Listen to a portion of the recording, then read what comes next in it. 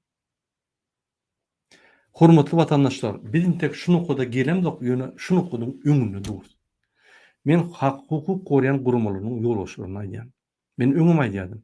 Siz bespredellik edip adamlaryň kanunlaryny bozup başlasaňyz, Türkmenistanyň näme bolar? Türkmenistanda grardan uruşturup bespredellik bolar halk tarapyndan. Men aýdamok. Mony Gustav Oben aýdýar, Fransuz psihology. Egerde halk ýygnansa, ol sazidatelnik güýç däl, ýani dürüjülik güýç däl, ol weýrançylyk güýç, destruktiwny güýç bolýandyr. Şo weýrançylyk güýç bir ýygnansa, tekidäki diýäsidi, Berdimuhamedowlar bilen bolmadyk ýaly edýäsidi. Ol ikisine köçede zorlap öldürür. Siz hem öýleriňizden tapar. Inanyň. Sizden ýanyp ýönänler milyonlarça adam ma. Her ýerinizden. Müňlerçe adam ma, ýüzlerçe adam ma. Tapar sizi. Sebäbi bir hepde iki hepde ýani kanunly işlemez bir hawos bolar. Hawosda jemlenşip öňe barsaň seni gorajak zat ýok. Kollegaň gaçar seni ýaly başga ýere. Ýeközüň ararsyň maşgalaňdy. Näme özüň gorajak? Biz size şoňa ýetmeli diýip şu zatlary düşündirip öňüni almak üçin aýdýan şunu.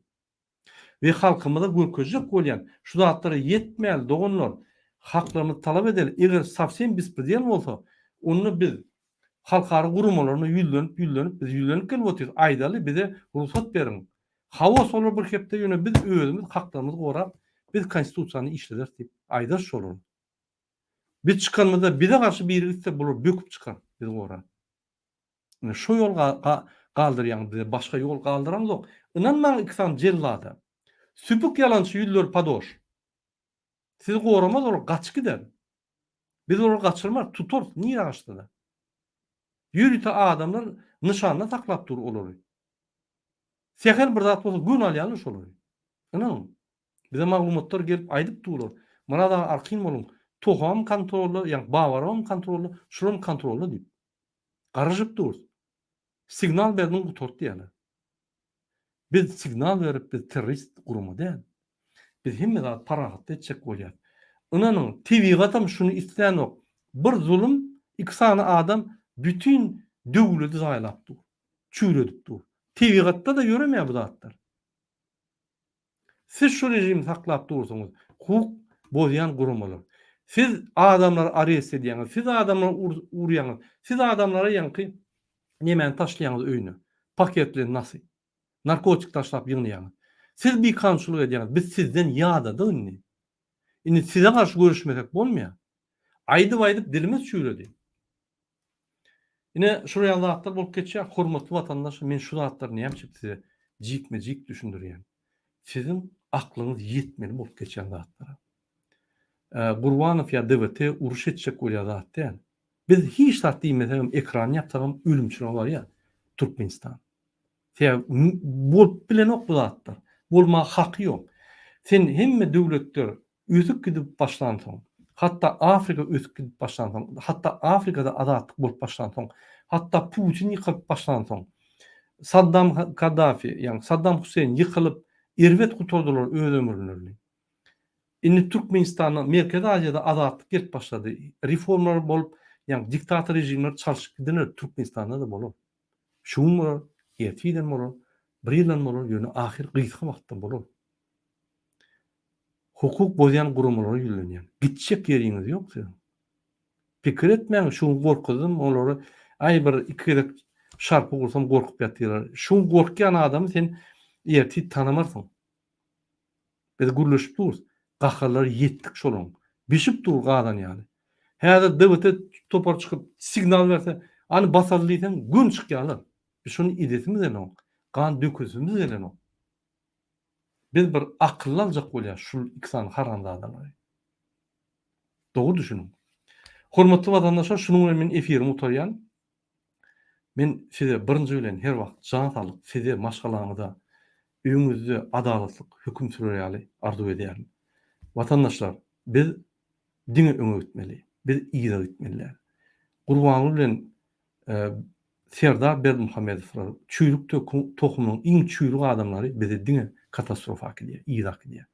Bular ösüş diýip neft gaz kompleksi galdyryp, ýani bizim baýlyklarymyza bolýar. Ýöne halky ýa-ni ilmlaşdyran ok, halka bilim beren ok, sosial problemalaryny çözen ok. Diňe öz arkadak şäherlerini gupýarlar. Bizim büdjetimiz ogurlap. O ýerde de ogurluk paragorluk edýär.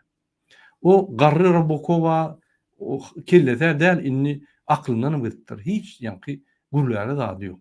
Diýen zatlar, aýdýan zatlar bir. Mine onu düşünmem bilen. Siz düşünýän bolsaňyz, maňa düşündirin şu zatlary. Şunuň bilen men efirimi utarýan inlik gepreşiklere çelli. Söwüş inni başlaýar. Ugurlar inni berkleşip başlaýar. Biz çalt wagtda sizi galdyrjak. Taýýar bolun. Egerde dogun arnaşyňyz Türkmenistanda baý bolsa duýdurup goýun. Eger adalatly üçin, öz adalatly üçin, asudalyk üçin bir ýerde köçüde çykyp başlasa hökman gollamaly.